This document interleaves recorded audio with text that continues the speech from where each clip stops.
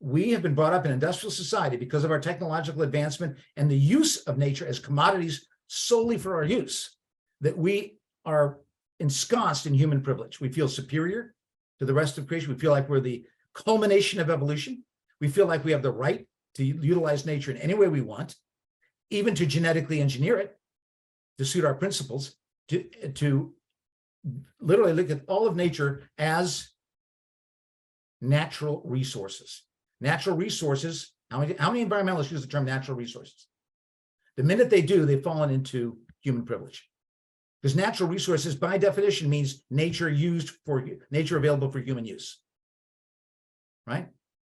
25 states call their environmental protection Department of Natural Resources. Canada, their Environmental Protection Agency, Canada Natural Resources. Mexico, Natural Resources.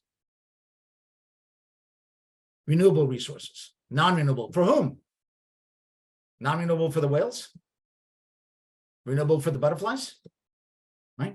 Natural resources is the language of human privilege. The Natural Resources Defense Council should change its name to the Nature Resource Defense Council.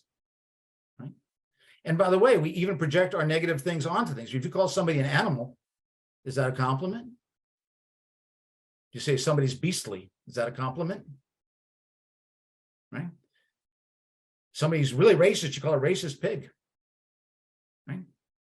Cops, pigs, when they're abusive. Those poor pigs, 129 million of which we kill each year for our use, I don't think they deserve that opprobrium. I really don't. But it's not everything I talked about today. The reason it exists is human privilege. The unconscious assumption, innate assumption and bias that all of this is made for us. So of course market economics is going to work. So of course we can be wedded into nationalism. Of course we can extract as much as we want. Of course we're going to be able to kill and eradicate those things that are inconvenient for us. Of course we can, because it's all made for us.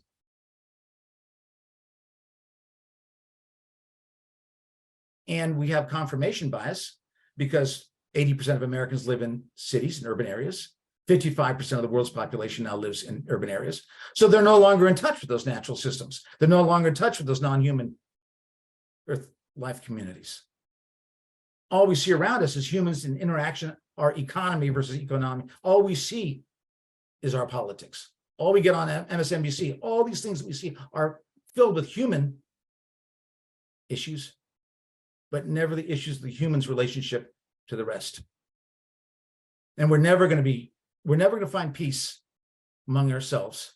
We're never going to find peace among nations unless we make peace with nature. And we're never going to do that until we realize that we are equal partners